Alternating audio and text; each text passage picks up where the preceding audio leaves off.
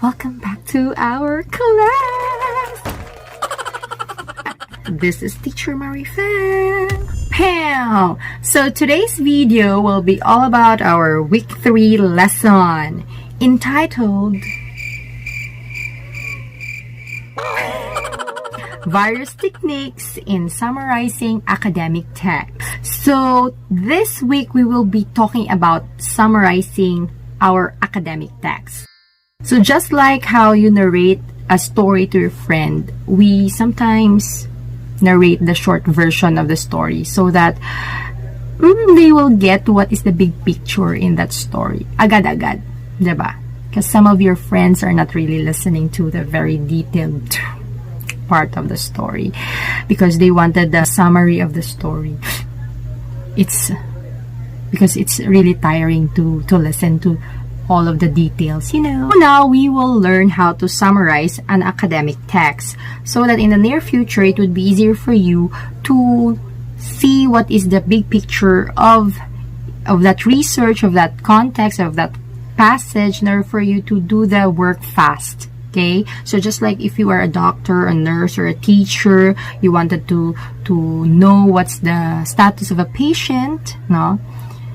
Then summarizing the whole report would be easier and faster. So again, based on your previous reading, summarizing is just reducing the size of the passage into shorter one. So the purpose of summarizing is to briefly present the key points of a work or a theory. Now let's know why is it important for you as a student to study how to summarize and how would this affect your future career. So now let's proceed to the guidelines in summarizing our academic text. So these guidelines are based on Barut and Sipacio's guidelines of 2015. Number 1, clarify your purpose before you read. Yes, it is very important to know what is your goal and objective in reading that academic text. Why do you have to summarize that one? You should know what is your goal and objective and purpose. Number 2, read the text and understand the meaning. Okay, so you have to read the text.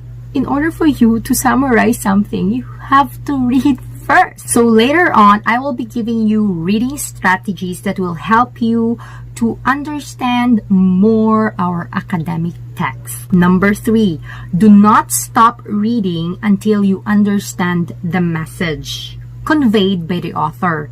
Locate the gist or the point or main idea of the text, which can usually be found either at the beginning, in the middle, or in the end of the context. Yes, Langga, it is very important to not stop trying to understand the text, because the moment that you stop, wala ka naman naiintindihan. You will never understand anything. But then, diba, the style of the students, if they do not understand the instruction, they try to read it again and again and again until they get it. Amo mo na siya sa reading. Reading academic text. Read it again and again and again in different versions para magets mo kung what's the feeling of the author. Number 4, select and underline or circle the key ideas or phrases while reading. Another strategy is to annotate the text. What do we annotate, Teacher Marifel? It's the act of adding notes or comments on something. Just like, you encircle this one and then you put, this is that. This idea relates to the topic in number 4. No, just like that, it's annotation. Now, aside from highlighting the important words, you also comment on that highlighted words. Number 5, write all the key ideas and phrases you identified on the margins or on your notebook in a bullet or outline form. So after you highlighted all your comments there, you put it into bullet form. So I will be showing you later what are some of the examples and how to bullet it. Number 6, Without looking at the text, identify the connections of these key ideas and phrases using a concept map. So after highlighting, after putting it to bullet or outline form, it's time for you to identify the relationship of those key points that you have seen in that context or passage, and then use a concept map. Now, number 7, list your ideas in sentence form or in a concept map. A concept map is a visual organizer that can enrich students' understanding of a new concept. So that is what I'm talking about. So all you need to do is to find on Google what appropriate concept map you're going to use based on the topic. So number 8, it's time for you to combine the sentences into a paragraph and use appropriate transitional devices. So after you put into bullet, you organize them, you find the connection, gather the connection, it's time for you to do the sentence or the paragraph. So now let's know about the signal words and transitional devices that you can use in your summarizing. What are signal words? They are textual cues that readers can use to follow a text. They can signal the transition from one point to another, the ordering of events and concepts, or the writer's chosen text type. Example, linear narration, question, or answer. So in short, these are transitional devices that will lead your reader to the next point that you want to discuss. So here are the signal words and transitional devices that we could use.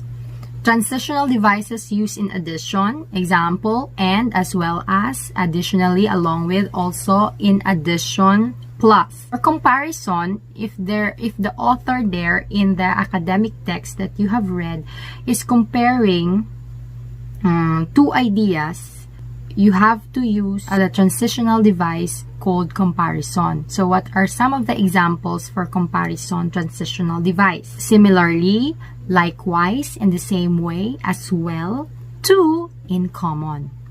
Okay, let's proceed to contrast.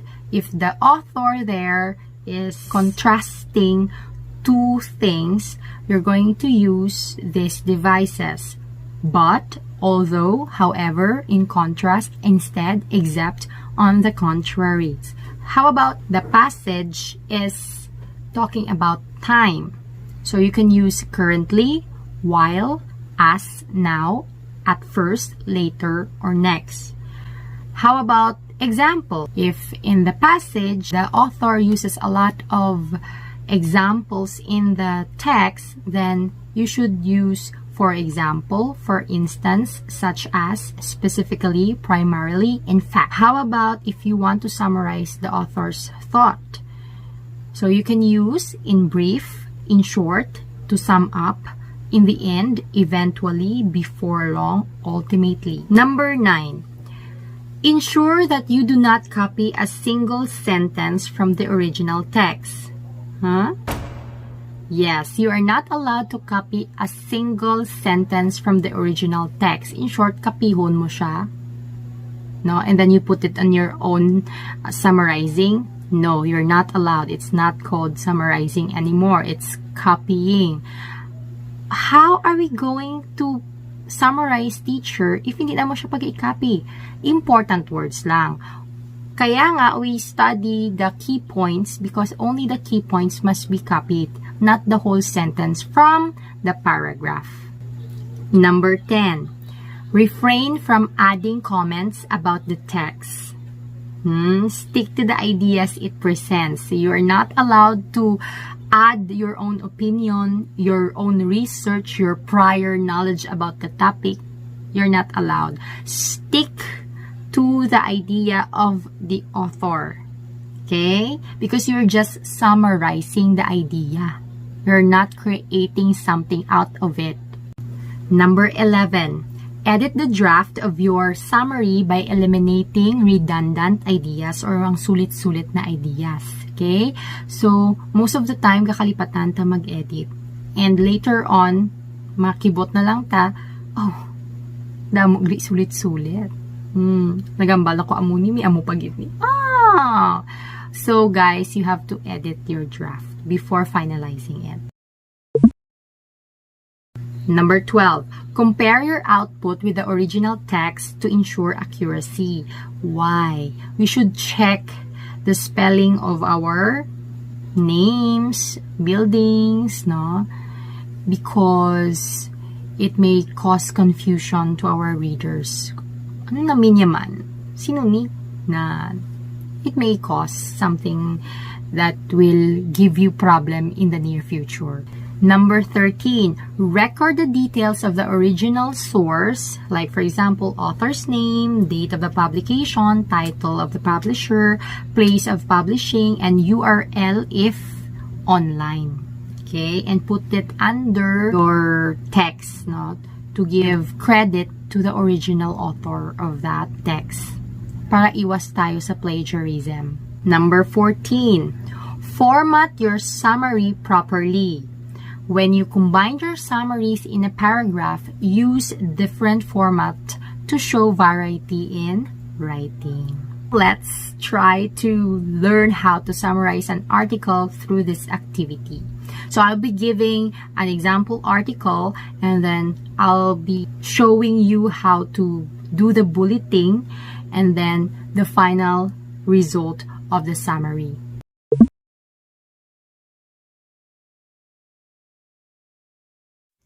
The Sydney Opera House. The Sydney Opera House is one of the most famous architectural wonders of the modern world.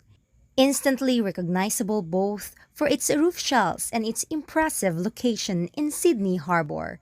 It has become one of the best-known images of Australia. Situated close to Sydney Harbour Bridge, this large performing arts centre was started in 1959 and completed in 1973. After a competition to choose the design, the Danish architect Bjørn Oddsson was chosen.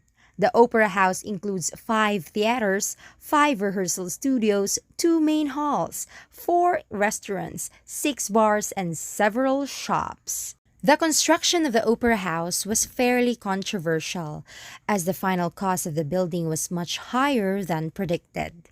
It was expected to cost $7 million, but in fact, the final cost was $100 million. This was due to difficult weather conditions, problems with structural design, and changes to contract. The remarkable roof shells were also difficult to construct. Furthermore, the construction took longer than planned. Completion of the building was initially expected in 4 years in 1963.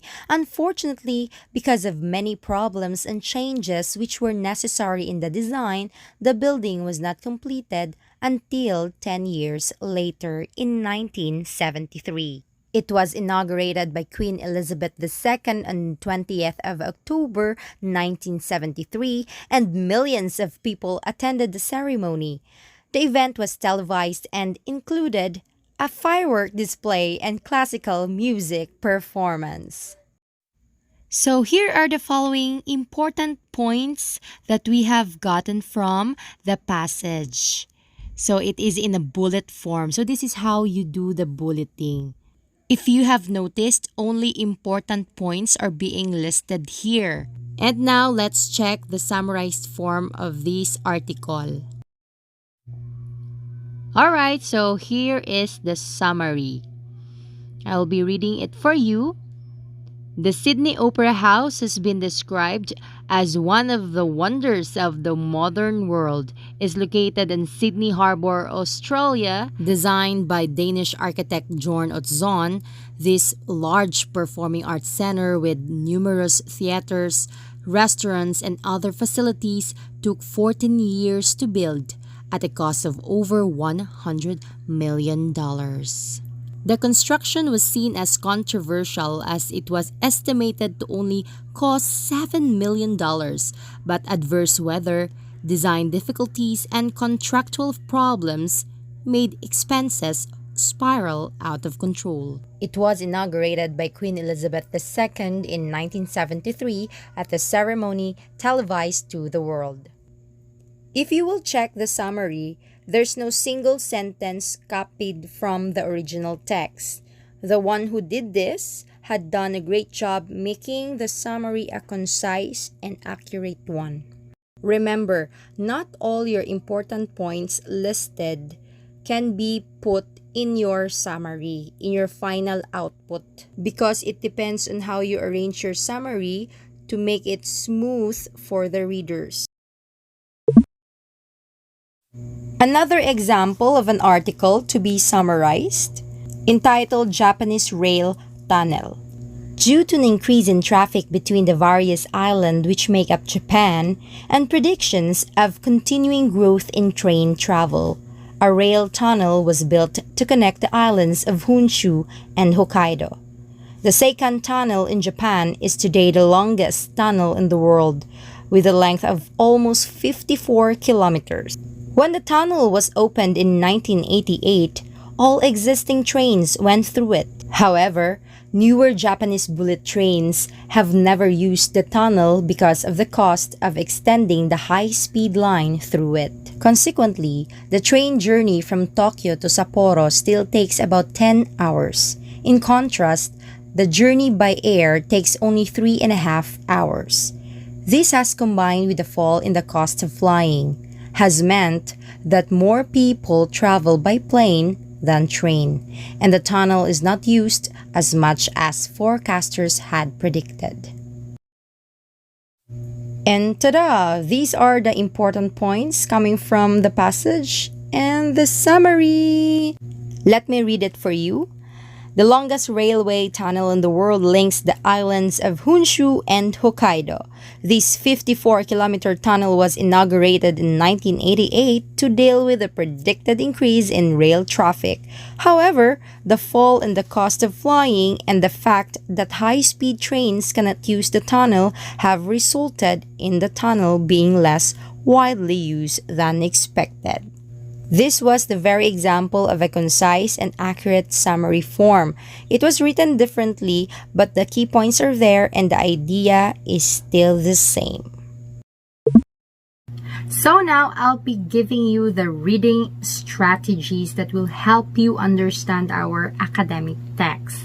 So according to Gary Goshgarian, states that critical reading is an active process of discovery. We read for a variety of purposes. To make reading meaningful and interactive, reading strategies will be helpful.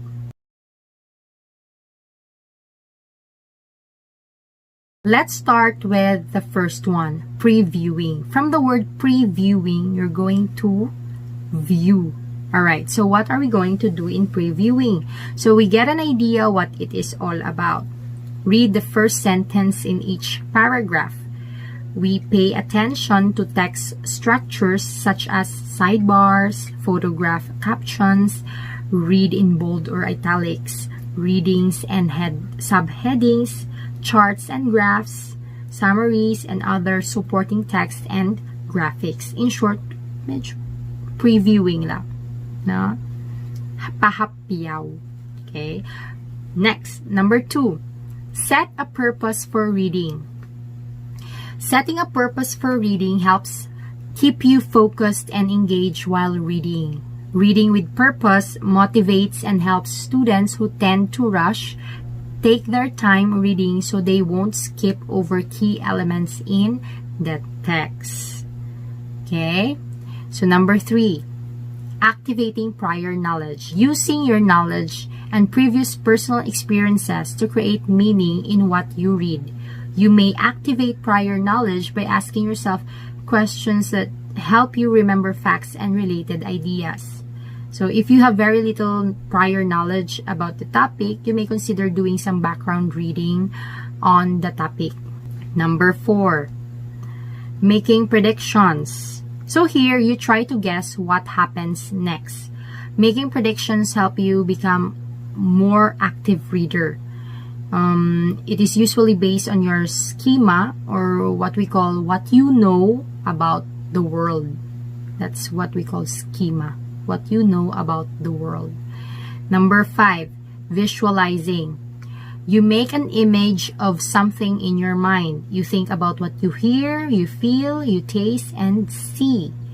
Keep on imagining even if you feel like you do not imagine the situation correctly.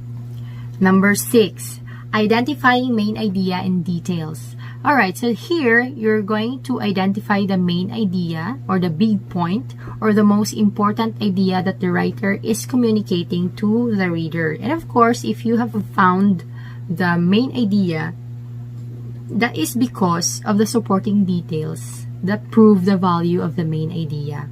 Information that does not support the main idea does not belong in the same paragraph. Number 7, asking questions. Here, good readers ask questions when they read. For example, how the events relate to one another, why characters act in a certain way, and how you understand what you are reading.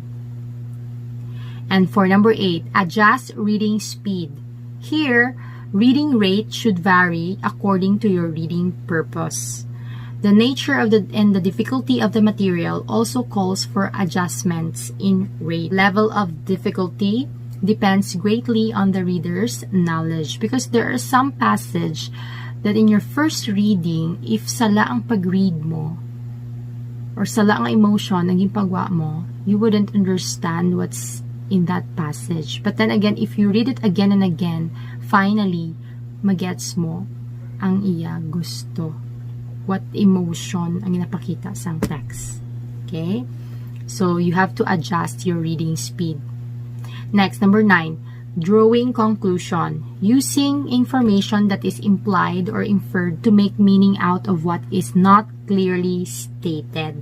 Writers give readers hints or clues that help them read between the lines, since not everything is explicitly stated or spelled out all of the time in the text, right?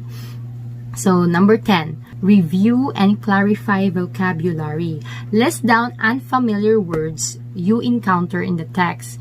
Why?